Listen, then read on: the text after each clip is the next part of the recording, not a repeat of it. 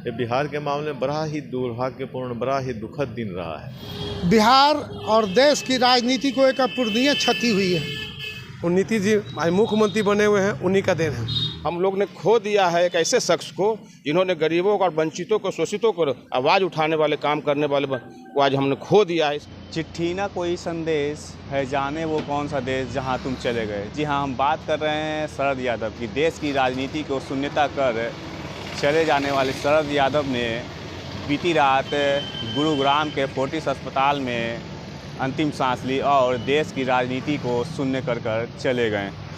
हालांकि जेडीयू के कभी राष्ट्रीय अध्यक्ष रहे, वह कई बार सांसद और पूर्व केंद्रीय मंत्री रहे शरद यादव ने देश की राजनीति को अलविदा कह दिया है और जिसके बाद कई गणमान्य लोगों ने उनको श्रद्धांजलि देना भी शुरू कर दिया। वैसे में पटना के लोग शरद यादव के बारे में क्या सोचते हैं, ये हम जानेंगे पटना के लोगों से कि शरद यादव के प्रति उनकी क्या राय है, किस तरह से उन्हें श्रद्धांजलि दे रहे हैं। जी, आप किस तरह से शरद यादव जी को श्रद्धांजलि दे रहे हैं? शरद यादव जी देश के साथ बिहार के राजनीति में बहुत अच्छे योद्धा रहे। मैं उनके निधन पे हार्दिक संवेदना, हार्दिक दुख, अश्रुपूर्ण श्रद्धांजलि देता हूँ। वो बिहार के, खास करके मधेपुरा के वो जन्मे होशंगाबाद के थे। उनकी आयु वो ज़्यादा नहीं हुई थी, मात्र 75 साल की हुई थी, लेकिन बीमारी से ग्रसित होने के कारण उनका डेथ हुआ है। ये बिहार के मामले में बड़ा ही दुर्भाग्यपूर्ण, बड़ा ही दुखद दिन रहा है।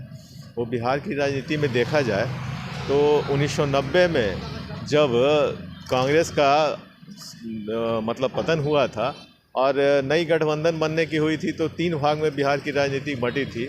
देवीलाल चंद्रशेखर और एक उनके बीच का था, देवीलाल चंद्रशेखर और बीपी सिंह के बीच का था। देवीलाल के समर्थन में लालू जी के समर्थन था कि वो मुख्यमंत्री बने। बीपी सिंह का था कि वो रामसुंदर दास को बनाए और उनका रघुनाथ झा के प्रति था। तो उस समय एक बिहार की राजनीति को नया मोड़ दे के उन्होंने लालू यादव को जीतोड़ मेहनत करके उन्होंने मुख्यमंत्री बनाया था। मुख्यमंत्री बनाने के बाद बहुत दिन तक उनका साथ भी रहा। बीच में जब ये अडवाणी की रथ यात्रा रोकी गई, तो जब बीजेपी ने अपना समर्थन वापस लिया, तो उस समय भी बेचारे वो वामपंथी दलों के साथ मिलके बहुत मेहनत करके उनको फिर से बनाया था। और बिहार की राजनीति में तो उनका 3 बार, वो 4 बार वहाँ से रहे, मधेपुरा से, 3 बार राज्यसभा से, उत्तर प्रदेश से भी गए। तो उनकी राजनीति बिहार में इतनी अच्छी थी, इतने अच्छे वक्ता थे और जेडीयू के संस्थापक अध्यक्ष भी रहे। कुछ कारण बस बीच में थोड़ा सा लालू यादव से भी और उनसे मनमुटाव हुआ, लेकिन वो जदयू के संस्थापक रहे और नीतीश जी के भी काफ़ी करीब रहे। नीतीश जी के साथ उन्होंने बन के राष्ट्रीय ये गठन भी किया, पार्टी भी बनाया और जेडीयू का गठन भी किया और बिना राष्ट्रीय जनता दल बनाया। तो बिहार की राजनीति में देखें तो अंतिम समय तक अभी भी उनका काफ़ी योगदान था इन लोगों से साथ मिलने में और साथ रखने में। अंत में उनकी बेटी भी, 2 बेटी और बेटा को लेके भी आए थे यहाँ अभी नीतीश कुमार लालू जी से मिलाने राजनीति के संदर्भ में, लेकिन किसी कारण बस उनकी बेटी कांग्रेस के विधायक के लिए चुनाव लड़ी, हार गई। तो सच्ची श्रद्धांजलि तब होगी जब उनके बेटे, एक बेटे और एक बेटी हैं, उनको कोई भी पार्टी, जैसे आरजेडी के अभी मरते समय, वो उनका देहांत होते समय आरजेडी के सदस्य रहे, तो मैं लोगों से अपील करता हूं कि उनको राज्यसभा या विधायक या एमएलसी का टिकट देके उनके सच्ची श्रद्धांजलि को अर्पित करें और उनका ही हो। आप किस तरह से उन्हें याद कर रहे हैं शरद यादव? देखिए, शरद जी के निधन से बिहार और देश की राजनीति को एक अपूरणीय क्षति हुई है, जो कभी पूर्ति नहीं की जा सकती है। सर्वप्रथम उन्हें मैं अपनी ओर से हार्दिक संवेदना व्यक्त करता हूं, उनकी मृत्यु पर काफ़ी दुख व्यक्त करता हूं। वो पिछड़ों के काफ़ी गरीबों के शुभचिंतक थे। हमेशा उनका ये सोच था कि जिस प्रकार बाबा साहब भीमराव अम्बेडकर ने संविधान में गरीबों के लिए व्यवस्था की है और जिस तरह से मंडल कमीशन के सिफारिशों के लिए उन्होंने पूरे देश में लड़ाई लड़ी, जिसका ये परिणाम हुआ कि संयुक्त मोर्चा सरकार में विश्वनाथ प्रताप सिंह और बिहार में लालू प्रसाद यादव जैसे हमारे नेता ने 27% पिछड़ों के लिए आरक्षण लागू किया सरकारी नौकरियों में, जो उनका अहम योगदान माना जाएगा शरद जी का।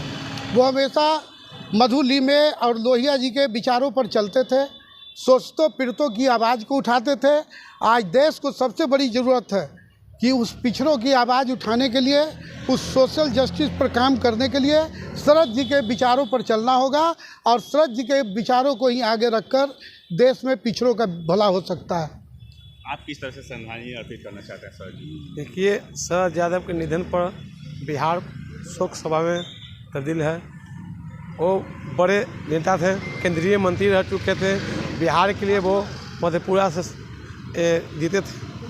लालू जी उनको मध्य प्रदेश लाके मधेपुरा से जिताए थे।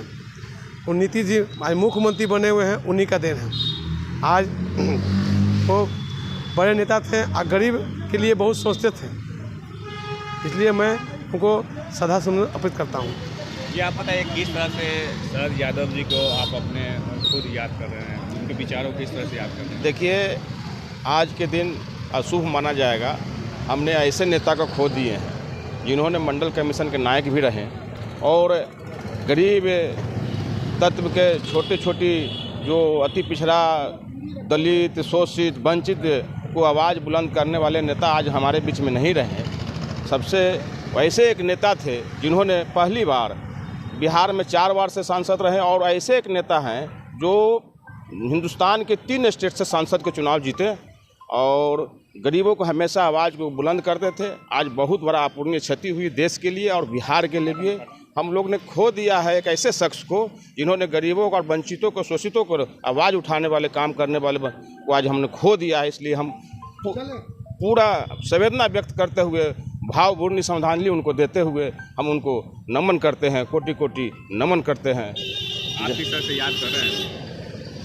ये तो शरद जी का राजनीतिक सफ़र जबलपुर एमपी से चालू हुआ था, लेकिन बाद में उन्होंने बिहार के राजधानी में अच्छा अपना अस्तित्व बनाया। वो सामाजिक न्याय के पुरोधा के रूप में भी जाने जाते हैं। ऐसे बिहार से उनका कई बार सांसदी या फिर सेंट्रल में मिनिस्टर बने, तो बिहार के मामले में तो उनका सारा राजनीतिक जीवन बिहार से में ही बिताए थे। कुल मिला के उनका जो मृत्यु हुआ है तो एक बिहार के लिए तो काफ़ी क्षति है। उसका उनके प्रति मेरा श्रद्धांजलि है भाई। तो आपने सुना कि किस तरह से बिहार के लोग शरद यादव जी को श्रद्धांजलि अर्पित कर रहे हैं। हालांकि आज पूरा देश मर्माहत है और शरद यादव जी को याद कर उनके जीवन को याद कर रहे हैं। Rajneesh Yadav, news 4 nation, Patna city.